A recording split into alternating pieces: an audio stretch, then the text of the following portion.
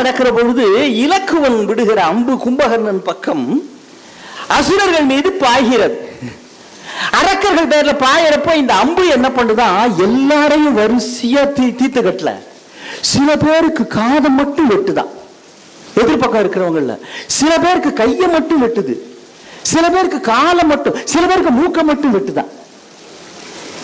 ஏன் இது மாதிரி அப்படின்னா வேற ஒண்ணும் இல்ல, போருக்கு வந்து விட்டோம், இன்றைக்கு 2இல் 1 பார்ப்போம் அப்படின்னு மிகப்பெரிய வீரத்தோட தான் எல்லாரும் வந்திருப்பானா? எல்லாருமே அது மாதிரி வரமாட்டார்கள்.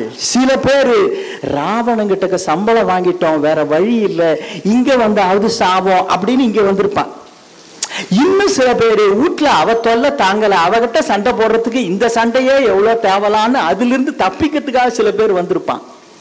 இன்னும் சில பேரு வாழ்ந்து என்னங்க கண்டோம், எப்படி இருந்தாலும் ஒரு நாள் போர்ல சாவ போறோம், இன்னைக்கே செத்துட்டு போனாலும் பரவாயில்ல அப்படின்னு வேண்டா வெறுப்பா வந்திருப்பான்.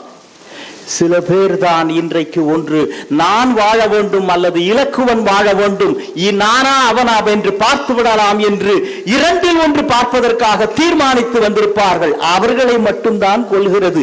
கம்பன் எழுதுறான், எல்லாரையும் இந்த அம்பு கொல்லுடப்பா, சிலவரை கண், சிலவரை செவி, சிலர் நாசி, சிலவரை கழல், சிலர் கரம் என கொள்ளும் தன்மையால் இது அம்பு பாயுது.